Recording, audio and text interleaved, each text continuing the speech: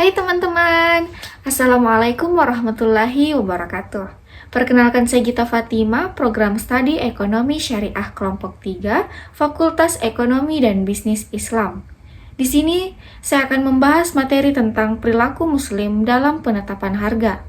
So, happy watching guys! Di sini kita akan membahas 5, yaitu komoditas halal, yang kedua, penetapan harga dalam Islam, yang ketiga, pasar dalam Islam, kemudian yang keempat, perilaku muslim pada permintaan dan penawaran. Kemudian yang kelima, distorsi pada harga keseimbangan muslim. Yang pertama yaitu komoditas halal.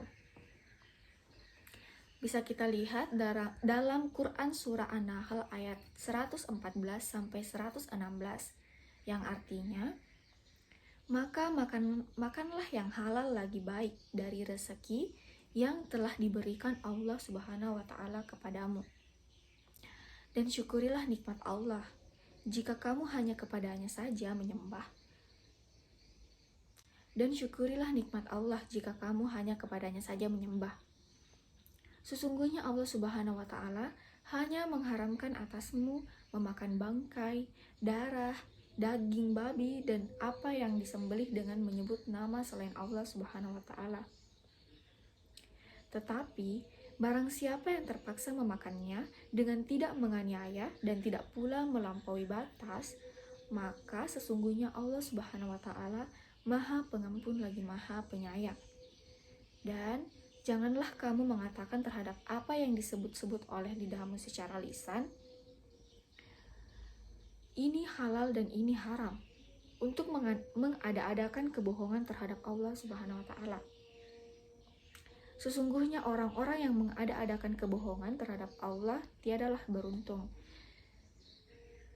Jadi di dalam Quran Surah An-Nahl ayat 114 sampai 116 ini membahas tentang makanan-makanan yang halal, makanan-makanan yang halal baik dari rezeki yang telah diberikan oleh Allah.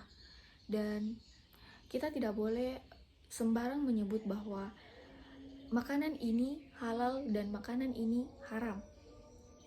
Seperti itu. Nah, kita lanjut ke slide berikutnya. Nah, komoditas. Komoditas atau barang yang bisa ditransaksikan atau sebagai sarana konsumsi dan produksi, yaitu suatu objek atau jasa yang halal. Objek atau jasa yang halal yang memiliki nilai ekonomis yang bisa digunakan untuk mewujudkan maslahah, baik manfaat fisik maupun non-fisik. Nah, slide selanjutnya yaitu penetapan harga dalam Islam.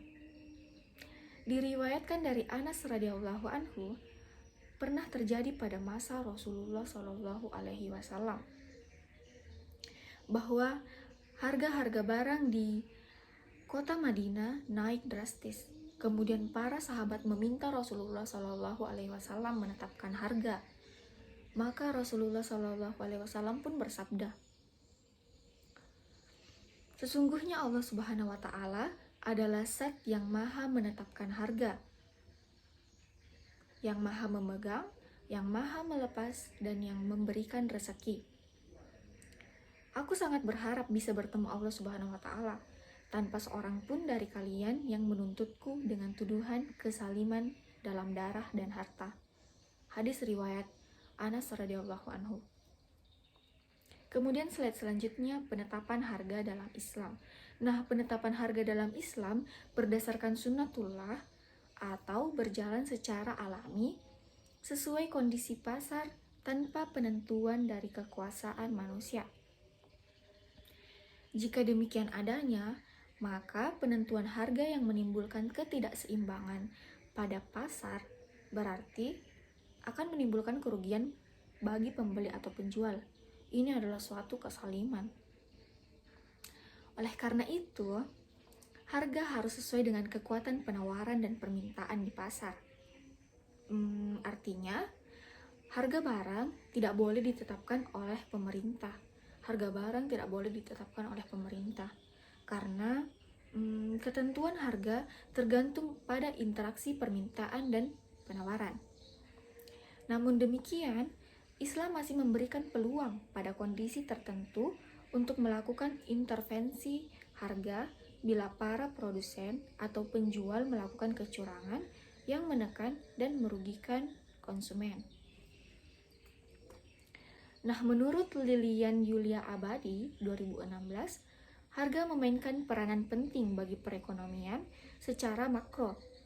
Konsumen dan perusahaan di antaranya terbagi menjadi 3, bisa kita lihat di slide, yaitu yang pertama bagi perekonomian, yang kedua bagi konsumen, kemudian yang ketiga yaitu permintaan pasar. Nah, kita bahas satu-satu ya. Yang pertama itu bagi perekonomian. Harga sebuah produk berpengaruh dalam tingkat upah, sewa, bunga, laba, serta faktor dalam produksi seperti tenaga kerja, modal, dan kewirausahaan. Nah, kemudian yang kedua bagi konsumen. Bagi konsumen, faktor harga bisa menjadi salah satu hal yang dijadikan pertimbangan dalam pembelian produk. Bisa dijadikan pertimbangan dalam pembelian produk. Nah, mayoritas konsumen seringkali dipengaruhi oleh warga, walaupun ada faktor lain seperti citra merek, lokasi toko, layanan, nilai, fitur produk, bahkan kualitas produk. Nah, kemudian yang ketiga yaitu permintaan pasar. Permintaan pasar dipengaruhi oleh harga yang bisa dibilang menjadi determinan utama. Harga yang menjadi determinan utama. Bauran pemasaran lainnya membutuhkan pengeluaran dana yang besar, seperti produk, distribusi, dan promosi.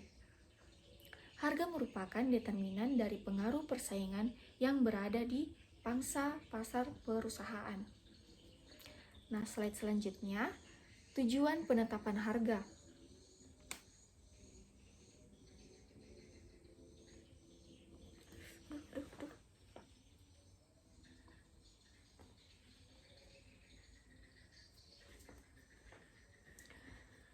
Nah, slide selanjutnya, tujuan penetapan harga. Tujuan penetapan harga ini terbagi menjadi 4. Yang pertama, tujuan berorientasi pada laba. Yang kedua, tujuan berorientasi pada volume. Yang ketiga, tujuan berorientasi pada citra. Kemudian yang keempat yaitu tujuan stabilisasi harga. Baik, kita bahas satu-satu. Yang pertama, tujuan berorientasi. Tujuan berorientasi pada laba ini dikenal dengan istilah harga yang dapat menghasilkan laba paling tinggi atau maksimalisasi laba. Kemudian yang kedua, tujuan berorientasi pada volume. Perusahaan yang menetapkan harganya berdasarkan tujuan yang berorientasi pada volume tertentu atau yang biasa dikenal dengan istilah volume pricing objective. Harga ditetapkan sedemikian rupa agar dapat mencapai target volume penjualan atau pangsa pasar. Kemudian yang ketiga yaitu tujuan berorientasi pada citra. Citra suatu perusahaan dapat dibentuk melalui strategi penetapan harga. Perusahaan dapat menetapkan harga tinggi untuk membentuk atau mempertahankan citra prestisius. Sementara itu, harga rendah dapat digunakan untuk membentuk citra nilai tertentu. Kemudian yang keempat yaitu tujuan stabilisasi harga. Dalam pasar yang konsumennya sangat sensitif terhadap harga, Bila suatu perusahaan menurunkan harganya, maka para pesaingnya harus menurunkan pula harga mereka. Kondisi seperti ini yang mendasari terbentuknya tujuan stabilisasi harga dalam industri-industri tertentu. Kemudian slide selanjutnya yaitu faktor-faktor yang mempengaruhi harga. Faktor-faktor yang mempengaruhi harga ini juga terbagi menjadi 4. Yang pertama yaitu kenaikan harga sebenarnya, kedua kenaikan harga buatan, yang ketiga kenaikan harga kebutuhan pokok, nah yang keempat harga monopoli. Yang pertama, kenaikan harga sebenarnya. Kenaikan harga sebenarnya terjadi karena bertambahnya persediaan uang, berkurangnya produktivitas, bertambahnya kemajuan aktivitas, dan berbagai pertimbangan kebijakan fiskal dan moneter. Kemudian yang kedua yaitu kenaikan harga buatan. Kenaikan harga buatan ini terjadi karena para pengusaha serakah atau sengaja menimbun suatu barang. Kemudian yang ketiga yaitu kenaikan harga kebutuhan pokok. Nah, kenaikan harga kebutuhan pokok adalah suatu agama tidak akan mengabaikan kenaikan harga bahan pangan karena ini merupakan kebutuhan pokok orang biasa. Sebab itu, hasil dari bumi harus dijual di pasar sedemikian rupa, sehingga ia dapat dibeli dengan harga murah. Kemudian yang keempat yaitu harga monopoli. Monopolisasi adalah upaya perusahaan atau kelompok perusahaan yang relatif besar dan memiliki posisi dominan untuk mengatur atau meningkatkan kontrol terhadap pasar dengan cara berbagai praktek anti-kompetitif seperti penetapan harga yang mematikan dan persaingan yang tertutup. Nah, selanjutnya yaitu pasar dalam Islam. Pasar dalam Islam adalah setiap struktur yang memungkinkan pembeli dan penjual untuk menukar jenis barang, jasa dan informasi dalam rangka untuk mewujudkan maslahah. Bisa diperhatikan dalam slide. Baik, slide berikutnya yaitu perilaku muslim pada permintaan dan penawaran. Adapun fungsi permintaan dapat dilihat dari slide yang saya tampilkan. Adapun keterangannya yaitu Q sama dengan kuantitas barang yang diminta, F sama dengan simbol persamaan, FE sama dengan faktor eksternal meliputi harga barang lain, ekspektasi, dan lain sebagainya. Kemudian FI yaitu faktor internal meliputi pendapatan, selera, dan lain sebagainya. Kemudian yaitu MS, maslahah, variabel moderating, meliputi manfaat fisik maupun non-fisik. Kemudian slide berikutnya yaitu fungsi penawaran. Dapat dilihat rumus yang saya tampilkan di slide. Adapun keterangannya yaitu kuantitas barang yang diminta, F sama dengan simbol persamaan, FL sama dengan faktor langsung, harga meliputi harga, keuntungan, biaya produksi, dan lain sebagainya. Kemudian FTL yaitu faktor tidak langsung, meliputi ketersediaan input, teknologi, dan lain sebagainya. Kemudian MS, maslahah, variabel moderating, meliputi manfaat fisik maupun non-fisik. Kemudian yang slide selanjutnya yaitu distorsi pada HKM. Distorsi yang mengganggu HKM terdiri dari dua, yaitu distorsi yang disengaja dan yang tidak disengaja. Distorsi yang disengaja disebut juga dengan manipulasi pasar, kemudian distorsi yang tidak disengaja disebut dengan bencana alam. Distorsi yang disengaja seperti rekayasa dalam permintaan muslim, rekayasa dalam penawaran muslim, tadlis, dan takrir.